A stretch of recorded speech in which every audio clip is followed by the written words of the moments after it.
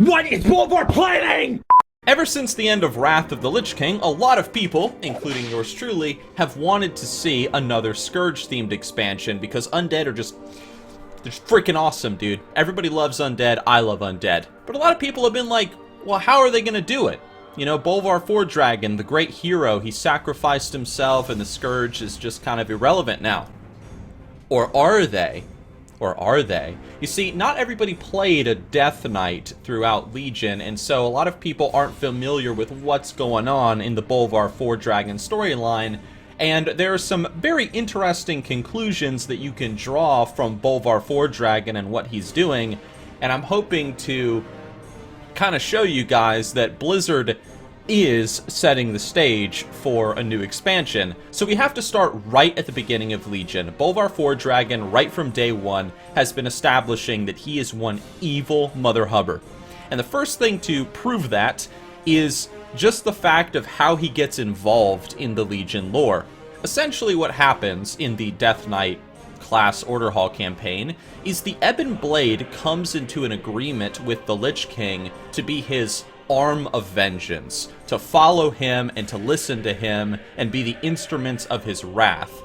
And Bolvar also orders the Ebon Blade to serve and listen to the Death Lord, which is you, the player. Alright? Now, here's the question.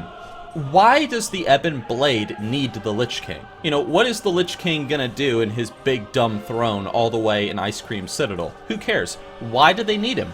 It's because he threatens them. Essentially what Bolvar says is he tells them, you guys are going to listen to what I'm going to say, and you're going to listen to the Death Lord, the guy that I've chosen to be my champion, or I'm not going to keep the Scourge contained in Northrend, and I'm just going to unleash the Scourge. And the Ebon Blade is like, whoa, this guy means business, okay. The Ebon Blade clearly see Bolvar Fordragon as a threat, to the point that they kind of are like, oh boy.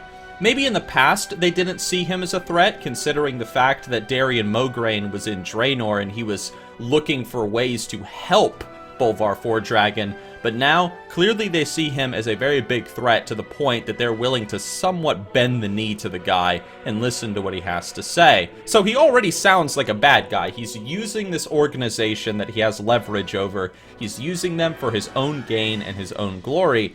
So what's going to happen after the Legion is defeated? Let's move into something else. Let's talk about the Lich King and the fact that he recreates the Four Horsemen. So essentially, if you didn't do the Death Knight class quest line, you go around and you pretty much revive the Four Horsemen of the Apocalypse, and these four people are supposed to be like the direct instruments of Bolvar's wrath, aside from you. Now, who are these four people? The first person is Nazgrim.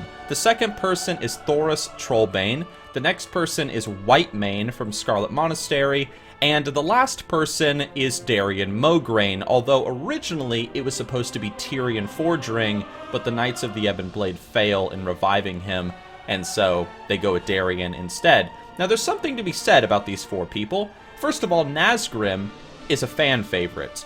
Thoris Trollbane is a character that he's a very well-established character in Warcraft lore. Not really a fan favorite or anything, but he is a well-established character. Now, Whitemane is also a fan favorite because of her assets. And Darian is a fan favorite because he was kind of the main Death Knight guy in Wrath of the Lich King, so everybody knows who Darian is. The point is, it's very interesting that they chose these four horsemen, three of them being big fan favorites, and Thoris Trollbane being kind of this old-established, old-school Warcraft-like lore character. And I also think it's really interesting and very evil in the fact that Bolvar was trying to bring Tyrion back from the dead to serve him as the leader of the Four Horsemen. Now, I know some of you might say, well, you know, Tyrion was willing to make the ultimate sacrifice and become the Lich King for the greater good, but in this case, it's a little different considering how Tyrion would essentially be Bolvar's slave, so seems kinda... But anyway, the Death Knights fail to bring Tyrion back, the Great Paladin, and we get Darien instead. Now, the last thing that I'm going to talk about real quick before I get into my conclusion of what I think is going to happen, Darien clearly does not care about anybody but himself, his goals, and you, the Death Lord. Why do I say that? Well, the first thing is that if you played a mage and you were a fire mage, you actually go to Icecrown Citadel to get your fire artifact weapon, Fellow Melon. Alright? Now, when you go to Ice Cream Citadel to get Fellow Melon, Bolvar talks to you. And essentially, Bolvar says, good luck in Icecrown, asshole. If you die, well, fuck you. You know, you died, idiot. Why'd you even come here in the first place? Like, he doesn't even care. Despite, like, the whole, like, situation, the Legion, and he knows that you're trying to get this artifact to, like, save the world, he doesn't care. The next thing is that he commands the Ebon Blade to serve you, the Death Lord, and he also helps you attain your Class Order Hall mount. And when he does help you attain the Class Order Hall mount, he says a lot of very interesting things. For example, he says that he is now empty inside. He also says that he has plans for the future. And he also has a really big hard-on for darkness, whereas Bolvar used to be a big paragon of, you know, heroism and maybe even the light in the Alliance. It seems like he gets kind of like a little chubby in his pants when he talks about, like, yes, like, take the dragon soul and, like, pervert it with your dark magic, Death Knight. Yeah, yeah. I mean, kind of gets a little excited. He also says that the Helm of Domination, the helm that he wears, is allowing him to see visions. What is Bolvar seeing? And he also even has you attack the dragonflights, because he just kind of sees the dragonflights as a tool as well. Bolvar really doesn't care about anybody except for himself, his goals, and you, the player. That is very, very clear. So, what does all this mean? Essentially what it means is that obviously Bolvar is setting the stage for a new Scourge-themed expansion. He is clearly a villain that Blizzard is establishing. Now, I released a video recently talking about how, you know, Blizzard needs to establish more villains in Warcraft lore, and I like what they're doing with Bolvar Fordragon here. Now, the Four Horsemen, Nazgrim and Whitemane and Trollbane and even Darien, they're obviously going to be raid bosses. They are obviously going to be the bosses that you're going to fight before fighting Bolvar. Are you going to fight them all together, like in Naxxramas? Maybe. Or are you going to fight them all separate, like as separate bosses? That's probably the route Blizzard will go, because it kind of like, it makes the raid bigger, I would think. Clearly, he has established 4 horsemen that protect him. They're clearly going to be the 4 bosses. And clearly as well, this is the big thing, you are supposed to be his champion. What I think is going to happen is Bolvar is going to use the Scourge, and he's going to use his leverage over the Ebon Blade to try to turn them against the Alliance and the Horde. He essentially is going to try to bring the Ebon Blade back into his fold. He's going to try to reunify the Scourge under his banner, and he's going to essentially become a Lich King 2.0, and he wants you, the player, to be at the helm of it. Now, there's some interesting, like, underlying writing going on here, if you kind of read between the lines. Look at Arthas, and look how Arthas tried to turn us, the player, into his champions. Essentially, Arthas's plan was, I'm going to fight them on top of Ice Cream Citadel, I'm going to kill them, and I'm going to bring them back, and I'm going to force them into servitude. That's not what Bolvar is doing. Bolvar, throughout, like, all of Legion, is tempting you with power. He is showing you how to get these artifact weapons. He's making you the leader of the Ebon Blade. He is showing you how to get this super powerful Class Order Hall mount. He is showing you power. He's giving you gifts. He's essentially saying, you want to stick close to me because look what you get out of it. Because let me tell you, I mean, I play a Death Knight and I love my Death Knight class, and I mean, Bolvar Fordragon is the shit, man. Like, like, he's like Big Daddy. Like, he's like my rich Big Daddy, and he just, like, gives me whatever I want.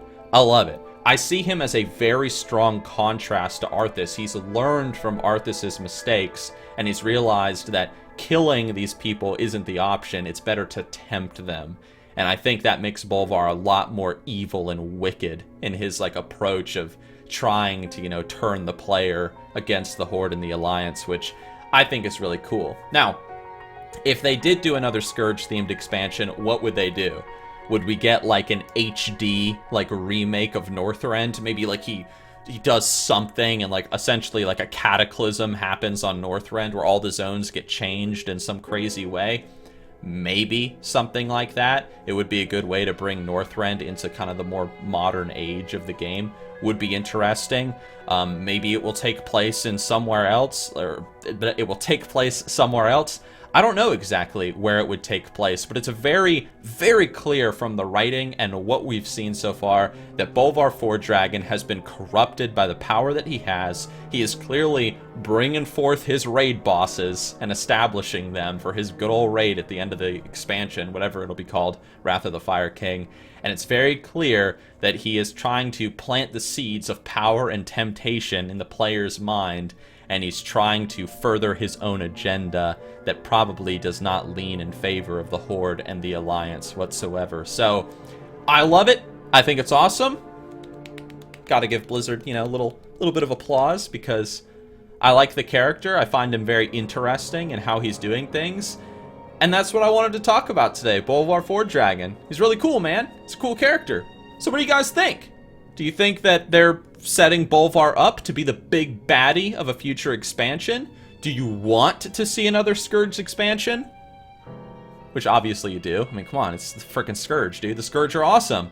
You know, where do you think the expansion will take place? What do you think about my conclusions that he's trying to, like, tempt you with power? He's gonna try to retake control of the Ebon Blade. He's gonna, like, look, what do you think about everything that I said? Guys, as always, thank you for listening. I hope you enjoyed this little analysis of the lore that we've been getting in Legion and a little bit of my theory crafting. I'm really looking forward to reading the comments on this video. A big shout out to my supporters over on Patreon. You guys are awesome. A big shout out to those of you that watch me on Twitch. You guys are awesome. And I will see you guys on the next video. Yeah.